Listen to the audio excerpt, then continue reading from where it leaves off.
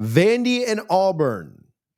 Vandy's got, this is an interesting spot for Vandy because their season's still very much alive. Yeah. They finished up with what? Auburn, Tennessee at the end of the year, and Kentucky.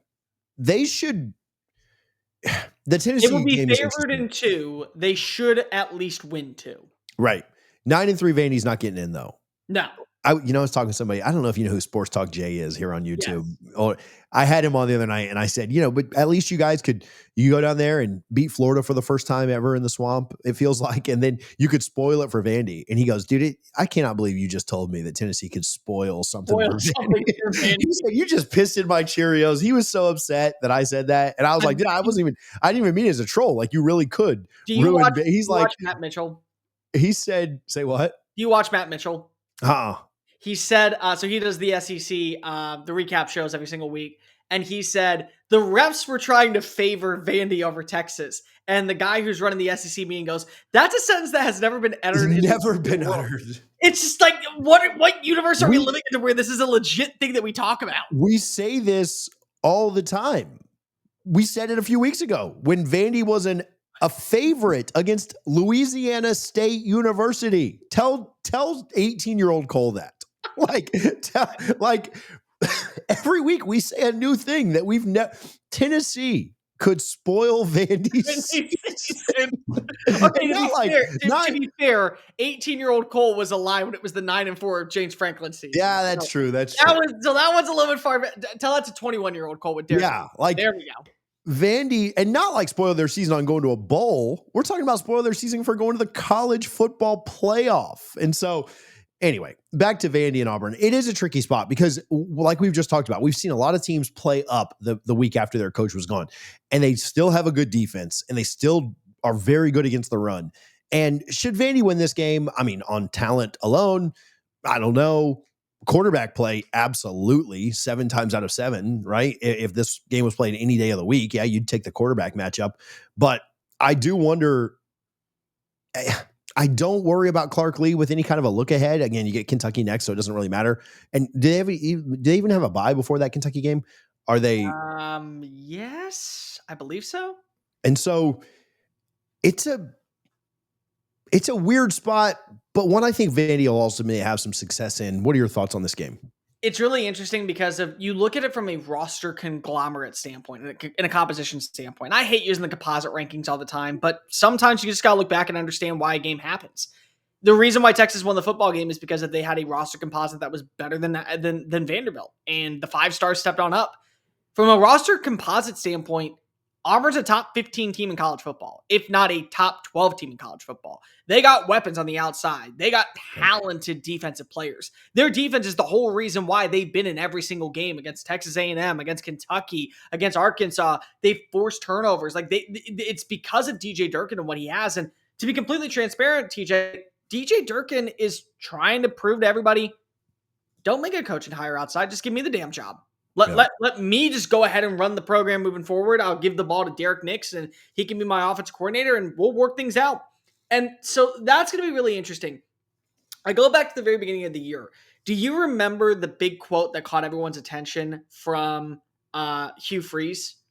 Well, I want to call the plays on first down. And then Derek's going to call. Oh my gosh! And now we're going to have another guy call the plays. Had a hell of an offseason, man. And so now Derek Nix is calling the offense. So my first question is going to be, does that work? Like, do they actually have a team good enough to where if you have a primary play caller, that ends up being a major benefactor that helps you on out? Who's going to be the starting quarterback, number one? Is it Ashton Daniels that can't throw the football to save his bleeping life? Or Jackson Arnold, who can't throw the football that well, but he can throw it better and maybe gives you an opportunity to throw through the air? Because whether or not you want to say that Vanderbilt's defense was cardboard crap last week against Texas for 3.5 quarters, they also have a still great defensive line. Yeah. And so I do think that the area to where you can beat Vanderbilt is over the top with a Malcolm Simmons, with a Perry Thompson, with a Cam Coleman, with a Eric Singleton making plays. So that'll be priority number one, is can you get the quarterback to feel some type of rhythm in the passing attack? Number two is, can your defense basically follow the same formula on stopping Diego Pavia that everyone else is trying to do? And that is take away the rushing attack. The rushing attack in every single game, up besides, I think, one for Auburn this year, has been great. They shut down Baylor. They shut down Georgia. They only gave up 80 plus yards to Missouri. Like, they have been good against the run. They're top 10 in the country in run defense. Can you make Diego Pavia beat you through the air? Because last week we can talk about the two explosive plays downfield that eventually led to Vanderbilt get back in this game. But for the most part, the reason why they had to throw the football was they stopped the run entirely. Cedric Alexander, Maitland Young, they had two plays of over 15 yards downfield. Besides that, it was basically bottled on up. So if you can stop Diego Pavia from utilizing his legs, no Maitland Young, no Cedric Alexander, you're in a really, really, really good spot. Number three, can you change up the offensive personnel and do something that we haven't seen before? Because that's kind of the beauty when you have an interim coach running the show. It's a new offense in the version that we are so unaccustomed to seeing. So does that maybe trick up Vanderbilt in some ways to where they end up falling for the bait? And lo and behold, here comes Cam Coleman running it down the field for a 60-yard strike. And here comes Perry Thompson picking up a gain of 15. And here we utilize the tight ends on third down, and it becomes such a benefactor that puts you in a position to where you're winning the time of possession. Now, for Vanderbilt's standpoint, this comes down to two main elements. Number one, you have the better quarterback. So can your quarterback look like the better quarterback for 4 quarters? Can he not have the turnovers inside the red zone like he did 2 weeks ago? Can he not have the turnover where he did against Texas inside of Texas territory where they were able to go ahead and walk on in for a field goal and get points off of it? And the second thing is, can you rely on more than just the explosive plays to get back into this game? Because if you need the touchdown pass right before halftime, where it was bad coverage by Texas to Eli Stowers to make it at least somewhat manageable, and then you need the touchdown late to Eli Stowers where bad coverage won at times to get the 67-yard strike. Auburn's defense, the weak point is its secondary. Can you be able to build any repertoire in the air to allow them to start getting the ball to guys not named Eli Stowers? Richie Hoskins, Junior Sherrill, you could throw in Trey Richardson. Can you be a little bit more accurate? Because there have been times where it felt like this is where Diego Pavia is going to put the nail in the coffin, and they end up not doing it. And that's unfortunately the reality of what we've seen. So I'll be intrigued to see is, can we see the explosives through the air actually connect against this Auburn secondary? If those things all happen, Vanderbilt, the storyline that we have seen of this year, I think is going to carry a lot of weight. I also do think that, again, this is a top 12 composite roster. And we just watched a top 5 composite roster mollywop the crap out of Vandy in their backyard. But the game is also going to be at First Bank Stadium, and you want to have a little bit of bragging rights. I'll get right back to the video, but first, let me remind you about our friends over at Sleeper. Make sure that you are using the Sleeper app this college football season, whether you're playing in your eliminator leagues, whether you're playing fantasy football, or whether you're playing the more or less game to make some money with us. You can still deposit on Sleeper and get a 100% match up to $100 by using our code CFA. If you just want to click the link in the description, that'll autofill the code for you. It'll download the app and autofill the code. You don't have to do any work. Put your info in. Play the more or less game with us. Go get the free plays and make some money with us. Make sure that you read their terms and conditions because terms of use do apply. Appreciate Sleeper for their support here on College Football Addiction. I think you've got to start Jackson Arnold here. I think against Kentucky, if you're Hugh Freeze, what were you doing last week? You were coaching for your job. And so you tried to do something different. You hoped that he could show a little bit of promise. The quarterback switch could show a little bit of promise.